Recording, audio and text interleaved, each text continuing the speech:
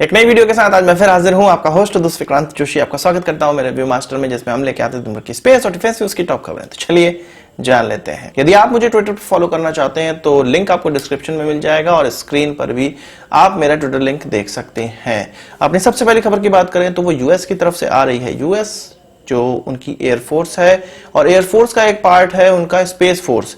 उनके पास एक ऐसा ड्रोन है जो कि स्पेस में काम कर सकता है, जिसका नाम है X-37B और इसका कल जाके छठा लॉन्च हुआ। एक्चुअल में इससे पहले कुछ 5 लॉन्च परफॉर्म किए जा चुके हैं और ये छठवां लॉन्च था। इसका काम क्या होता है? इसका काम सिंपली ये होता है कि यह एक तरह से स्पेस शटल की तरह से है। जैसे अमेरिका में पहले स्पेस शटल इस्तेमाल किए जाते थे जो कि अंतरिक्ष यात्रियों को अंतरिक्ष में ले जाता था, अब यह उसी का छोटा रूप है, पर यह अंतरिक्ष यात्रियों को नहीं ले जाता है। यह कुछ ऐसी छोटी सैटेलाइटों को ले जाता है जो कि किसी ऑर्बिट में बैठानी होती है, या यदि यह कोई सैटेलाइट नहीं ले जा रहा है तो यह खुद ही एक्सपेरिमेंटल चीज लेकर जाता है जो कि अंतरिक्ष में एक्सपेरिमेंट परफॉर्म करना होता है। तो एक सीक्रेट मिशन के तहत इसको स्पेस फोर्स, यूएस की जो स्पेस फोर्स है उसके द्वारा लॉन्च किया गया। इसको जो लॉन्च किया गया वो एटलस 5 रॉकेट के द्वारा लॉन्च किया गया और अभी ये ऑर्बिट में बैठ चुका है।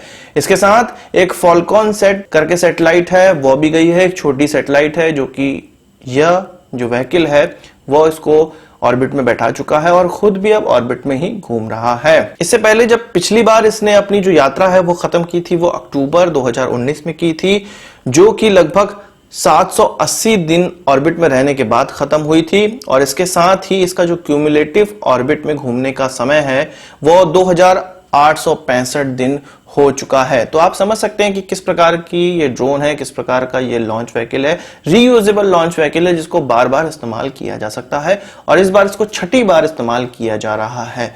सबसे पहली बार इसको 2009 के समय में इस्तेमाल किया गया था और 1999 से ही यूएस इसको डेवलप कर रहा था। बात करें पाकिस्तान की तो कई बार पाकिस्तान ये रटता है, उनके प्रधानमंत्री ये रटते हैं, उनके फॉरेन मिनिस्टर, DGISPR, मतलब पूरा का पूरा पाकिस्तान ये रटता रहता है कि कश्मीर में इंटरनेट बंद है, कश्मीर में कम्युनिकेशन बंद है, उसको चालू किया जाए। कश्मीरियों को इंटरनेट नहीं मिल रहा है, 4G इंटरनेट नहीं मिल रहा है।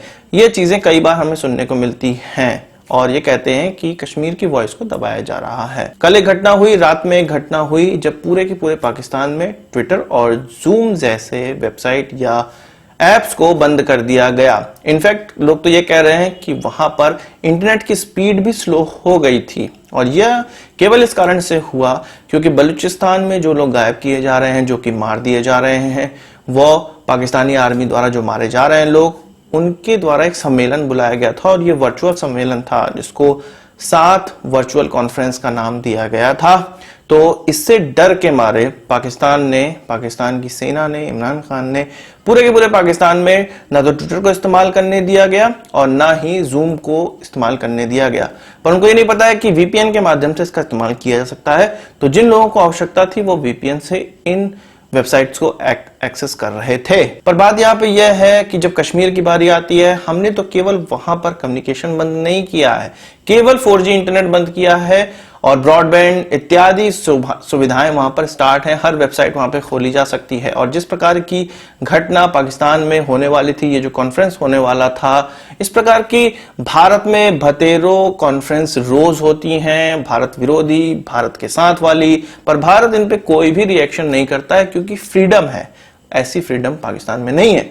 और ये बात करते हैं कश्मीर में 4G इंटरनेट डालने की और कश्मीर में ये वो, जब खुद पर बात आती है तो इस प्रकार का ये लोग एक्शन लेते हैं। और गड़बड़ बात तो ये है कि इस पर किसी भी न्यूज में ये चीजें नहीं उठाई गई, ना ही भारत ने इसका कोई प्रोपेगेंडा किया।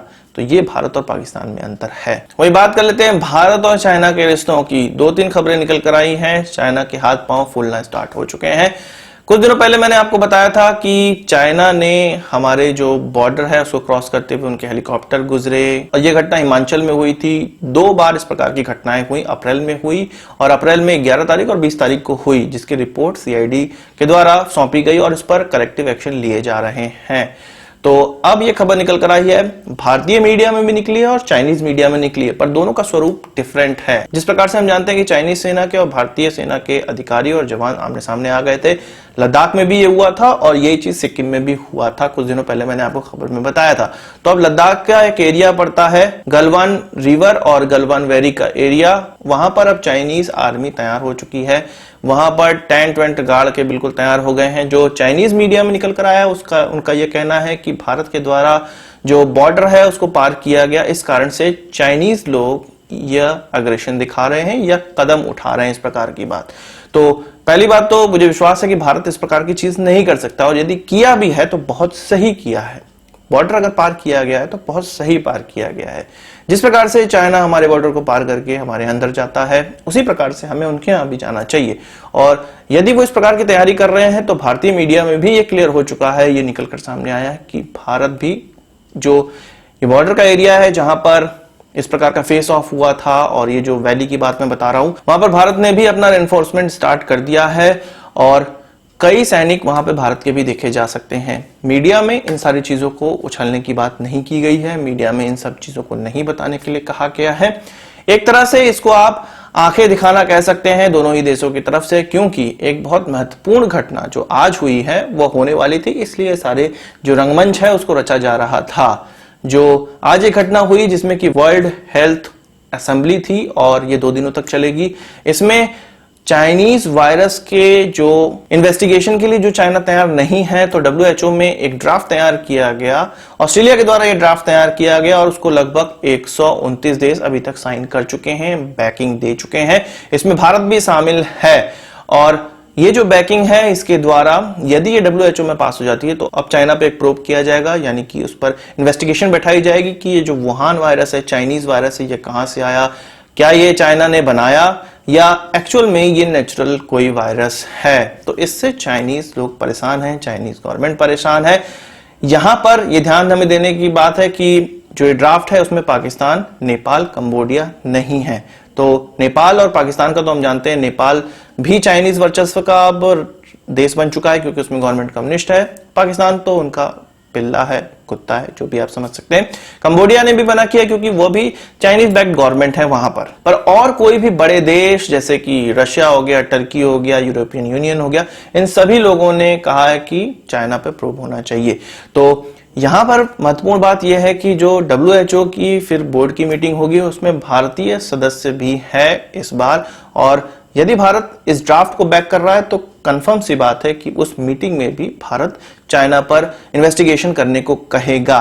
तो यहां पर चाइना की जो रणनीति है वो भारत पे दबाव बनाने के लिए है, और ऑस्ट्रेलिया पे ऑलरेडी उन्होंने दबाव बनाना स्टार्ट कर दिया है। जो बीफ इंपोर्ट है चाइना के द्वारा कुछ 4 कंपनियों के द्वारा किया जाता था वो बंद कर दिया गया ऑस्ट्रेलिया की तरफ से। इसके अलावा बार्ली के जो प्रोडक्ट हैं वो भी ऑस्ट्रेलिया से खरीदना बंद करने वाले हैं चाइनीज लोग। तो इस प्रकार की रणनीति चल रही है चाइना के द्वारा कि लोगों को परेशान करके ये जो इन्वेस्टिगेशन है इस पर देश जो परेशान हो रहे हैं वो कोई आगे कदम ना उठाएं, इस प्रकार की चीजें चाइना के द्वारा की जा रही हैं। पर भारत इनकी चालों को जानता है और जो उपयुक्त कदम है वही उठाएगा। वही बात करें Taliban, Afghanistan, US piece talk की, तो कल तालिबान ने भारत पे आरोप लगाया था कि भारत नेगेटिव रोल अदा कर रहा है इस पीस टॉक में। तो आज अफगानिस्तान की गवर्नमेंट ने भारत का साथ दिया है। उन्होंने कहा है कि भारत सबसे ज्यादा पॉजिटिव रोल इसमें अदा कर रहा है, और जानते हैं कि 40 साल से ही भारत ने अफगानिस्तान में जो डेवलपमेंट का वर्क किया है, सबसे ज्यादा यदि किसी देश ने डोनेट किया है तो वो भारत ही है। उन देशों में से एक है जो सबसे ज्यादा डोनेट कर रहे हैं अफगानिस्तान में। तो अफगानिस्तान की गवर्नमेंट ने साफ साफ ये लफ्जों में कह दिया है कि भारत पॉजिटिव रोल अदा कर रहा है जबकि पाकिस्तान यहां पर नेगेटिव रोल अदा कर रहा है। उनका साफ साफ यह कहना है कि टेररिज्म को बढ़ा के पाकिस्तान पीस टॉक नहीं होने दे रहा है, जबकि भारत हमेशा से ही पीस की तरफ अफगानिस्तान को ले जाना चाहता है। उन्होंने भारत द्वारा जो डेवलपमेंट किए गए हैं उनको भी गिनवाया, चाहे वो ईरान से लेके अफगानिस्तान तक की रोड की बात की जाए, चाबहार पोर्ट की बात की जाए जिसके द्वारा अफगानिस्तान को जो खाने पीने के सामान है वो पहुंचाए जा रहे हैं, इसके अलावा डैम की बात की जाए, हाइड्रो इलेक्ट्रिसिटी प्लांट की बात की जाए, ये सारी चीजों बताया अफगानिस्तान ने। आप जानते हैं कि हमारे चीफ ऑफ डिफेंस स्टाफ ने ये कहा था कि जो नेवी के एसेट्स हैं वो एयरफोर्स में इस्तेमाल हो सकते हैं, जैसे कि प्लेन्स, जो एयरक्राफ्ट हैं, उनका जब नेवी डिप्लॉयमेंट नहीं होगा, सी में नहीं होगा, तो उनको एयरफोर्स में भी भेजा जा सकता है या एयरफोर्स को बैक करने के लिए भेजा जा सकता है। तो अब हमारे air chief marshal mister RKS Bhadauria ji का भी ये कहना है कि यदि कोई डिप्लॉयमेंट नहीं है किसी एयरक्राफ्ट जैसे कि MiG-29 का डिप्लॉयमेंट समंदर में नहीं है, तो उसका इस्तेमाल हम पाकिस्तान बॉर्डर पे कर सकते हैं, वेस्टर्न बॉर्डर पे अपने कर सकते हैं, डेजर्ट एरिया में भी कर सकते हैं। तो यहाँ पर साफ साफ हमें देखने को मिल रहा है कि जो अगर एयरफोर्स के पास स्क्वाड्रन की कमी होती है तो नेवी को भी डिप्लॉय किया जा सकता है, नेवी की एयरक्राफ्ट को भी डिप्लॉय किया जा सकता है। हमारे CDS ने साफ साफ कहा था कि जितने भी एसेट्स हैं, तीनों सेनाओं के एसेट्स हैं, इसके अलावा कोस्ट गार्ड के भी एसेट्स हैं, वो आपस में एक दूसरे की हेल्प करने के लिए इस्तेमाल किए जा सकते हैं। और CDS को बनाने का यही औचित्य भी है कि जहां पे जो कोऑर्डिनेशन में गड़बड़ है तीनों सेनाओं के अंग में, उसको सुधारा जाए। तो इस प्रकार की चीजें अब देखने को हमें मिलेंगी आगे आने वाले समय में। यदि दुश्मन ये सोचता है कि हमारी एयरफोर्स में कम एयरक्राफ्ट हैं और टू फ्रंट वॉर वो खोल सकते हैं चाइना और पाकिस्तान दोनों मिलके, तो हमारी जो नेवी के पायलट हैं वो भी उनसे लड़ने के लिए बिल्कुल तैयार है। आज की इस वीडियो के लिए बस इतना ही। आशा करता हूँ वीडियो पसंद आया होगा, आपको एक बड़ा थम्स अप जरूर देंगे। इस वीडियो से संबंधित कोई सवाल सुझाव कमेंट बॉक्स में जरूर लाइएगा, और यदि आपने हमारा चैनल सब्सक्राइब नहीं किया उसे भी कर लीजिए, क्योंकि हम इस प्रकार की वीडियो लाते रहते हैं। नमस्कार, थैंक यू, जय हिंद।